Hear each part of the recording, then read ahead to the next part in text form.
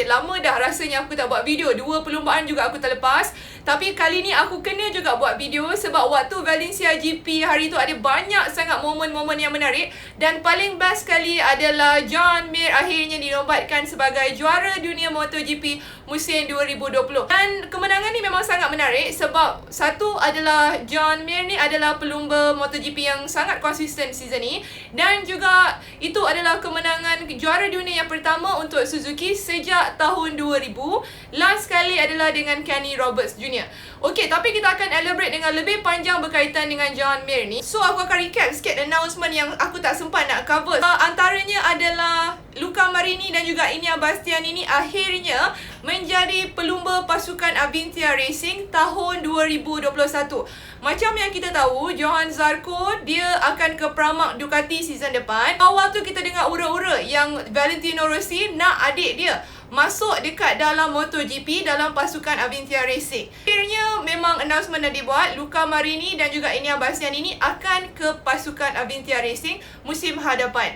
So of course Tito Rabat dia marah. Dia kata dia kecewa dan dia actually hoping lah kalau andai kata ada tawaran ke WSBK, dia akan pergi ke WSBK. Yang kedua, Andrea Dovizioso, pelumba pasukan Ducati, akhirnya membuat keputusan untuk buat sabbatical year tahun depan dan akan kembali balik kepada MotoGP berlumba tahun 2022 kalau andai kata dia ada jumpa tim yang share dia punya working ethic yang sama, vision dan mission sama macam dia. Andrea Dovizioso dan juga Ducati ada conflict relationship.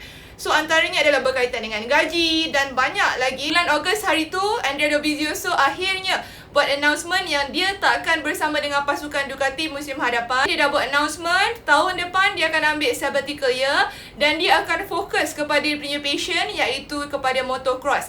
Ada juga dengar ura-ura yang kata dia ada satu projek dengan sponsor besar, kemungkinan Red Bull untuk dia punya motocross project. Tapi benda ni belum lagi ada official announcement lah. Dan nombor 3 pula, Hafiz Syarin, pelumba negara kita, kekal dalam kategori Moto2 dan akan bersama pasukan NTS musim hadapan. Jadi Alhamdulillah, next season kita ada 2 rider tempatan iaitu Kasma Daniel dan juga Hafiz Syarin dalam World Championship. Nombor 4 pula, Cal Crutchlow adalah test rider untuk pasukan Yamaha. Macam kita tahu, Jorge Lorenzo dipecat oleh Yamaha season ni. So season depan Cal Crutchlow dia akan jadi official test rider. Cuma ada sedikit popcorn moment sikit sebab once announcement dah dibuat, Jorge Lorenzo dia ada retweet lah satu tweet daripada dia punya fan juga.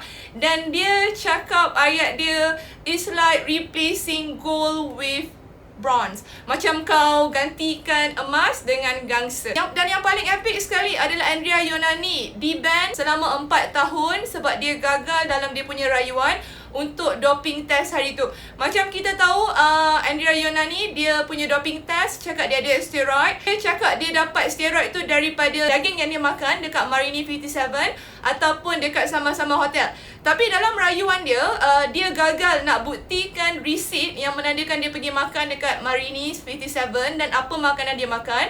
Sama juga dekat sama-sama hotel. So, rayuan tu ditolak dan dia dikenakan ban untuk berlumba selama 4 tahun. Dan kali ni kita akan pergi kepada apa yang berlaku sepanjang Valencia GP untuk Moto3, Moto2 dan juga MotoGP. So, let's check it out. So, kita akan pergi kepada perlumbaan yang pertama iaitu perlumbaan Moto3. Macam kita tahu, perlumbaan Moto3 ni memang akan sangat-sangat kompetitif. Dan waktu Valencia GP hari tu, sebenarnya Albert Arenas dia ada chance untuk clinch dia punya World Championship title. Albert Arenas kena menang perlumbaan Ahad lepas dan Ai Ogura tidak boleh lebih daripada 13 posisi. So dalam kata lain, Albert Arenas kena menang perlumbaan tu. Ai Ogura kenalah dekat posisi 14 dan juga ke bawah. Tapi menariknya, dia tak dapat. Dan World Championship akan di-decide dekat Portugal hari Ahad ni. Antara drama yang ada hari Ahad lepas adalah 2 Japanese rider down, Suzuki dan juga Kaito Toba. Garcia daripada posisi 17, dia berjaya fight untuk podium contention. Drama lain ada Rodrigo dengan Alonso Lopez crash. Lepas tu Ayumu Sasaki dia kena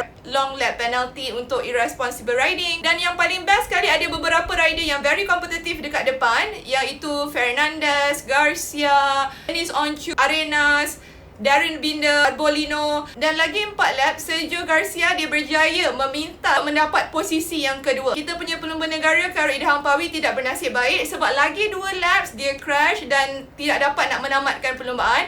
So perlumbaan hari Ahad hari tu dimenangi oleh Tony Arbolino, Sergio Garcia, dan nombor 3 adalah Raul Fernandez. Dan dengan menangnya Tony Arbolino dekat Ahad lepas, dekat Portugal nanti ada 3 rider yang akan fight untuk World Champion. Antaranya adalah Albert Arenas, Ai Ogura dan juga Tony Arbolino. Dan hanya 11 mata je yang membezakan 3 pelumba ni. Hari ni kita akan pergi pula dekat Moto2. So untuk Moto2, Sam Loes ni nampak struggle dekat Valencia hari tu sebab dia injured. Lepas daripada perlumbaan, dia ada tweet gambar tangan dia. So memang bengkak dan dia terpaksa tuam dengan ais. Untuk perlumbaan Moto2 hari tu, first tu tak banyak sangat overtaking, tapi dah nak dekat hujung-hujung tu ada drama lah. Dan paling best sekali adalah drama dekat last lap. Marco Bezzecchi dia dominate race hari Ahad hari tu, dia memang lead lama. Lepas tu Fabio berjaya untuk overtake Marco Bezzecchi dan dia lead sekejap perlumbaan tu, tapi unfortunately dia crash dekat turn 6. Dan akhirnya Jorge Martin ni waktu last lap dia dekat P3,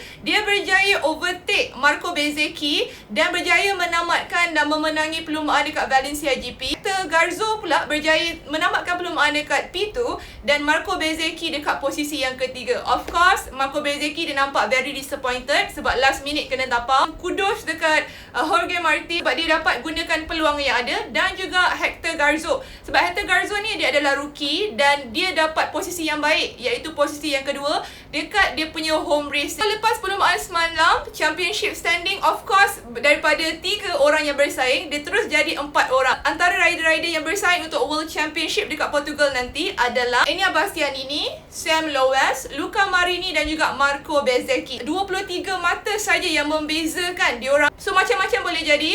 Penentunya sama juga macam Moto3, akan ditentukan dekat Portugal hari Ahad. Akhirnya masa yang dinanti-nantikan adalah perlumbaan kemuncak, iaitu perlumbaan kategori MotoGP. Ada battle di antara Franco Morbidelli dan juga Jack Miller. Jadi siapa yang tak sempat nak tengok, tolong tengok perlumbaan hari tu, memang sebab sangat-sangat best. Kalau kita tengok dekat Valencia GP, Franco Morbidelli memang sangat strong. Qualifying dia strong, dia punya pace waktu race sangat konsisten dan dia lead race tu sampailah dekat last lap. Barulah ada overtaking antara Jack Miller dan juga Franco Morbidelli. Antara drama-drama yang ada, Fabio Quartararo dia crash dekat turn 6. So once dia crash, of course dia punya championship yang dia tengah fight automatically over. Dan kalau kau tengok dekat perlumbaan kali ni, Nakagami dia sebenarnya ada peluang untuk dapat podium. So first kali dia berjaya overtook Miguel Oliveira untuk P4, dan waktu dia tengah try untuk overtake Pol Espargaro dekat posisi yang ketiga, unfortunately dia crash dengan 9 laps lagi remaining. Dan ini bukan kali pertama Nakagami actually dia tunjuk potential dia untuk dapat podium, cuma tak bernasib baik, dia crash dan tak dapat nak menamatkan perlumbaan dekat posisi yang baik. Ada battle di antara Franco Morbidelli dan juga Jack Miller, overtake with one another, dan akhirnya dekat straight line Franco Morbidelli berjaya mempertahankan dia punya kedudukan dan menang perlumbaan hari tu. Perlumbaan hari tu dimenangi oleh Franco Morbidelli, yang kedua adalah Jack Miller dan yang ketiga adalah Pol Espargaro. John Mir menambahkan perlumbaan dekat posisi yang ketujuh, tetapi cukup untuk dia wrap dia punya championship title dekat Valencia hari Ahad lepas. Perjalanan John Mir untuk memenangi dia punya title tu, sebenarnya kalau korang tengok first half of the season ni, Fabio Quartararo sebenarnya yang sangat menyerlang, ada potensi untuk menang world champion, tapi half of the season dia dapat nak konsisten. Berbeza dengan John Mir, sangat konsisten dan dia try untuk dapat point dekat setiap perlumbaan. Dan kalau korang tengok half of the season ni, dia memang sangat strong. Kalau dia start daripada belakang, dah hujung-hujung race tu, korang boleh nampak dia akan ada dekat kelompok hadapan.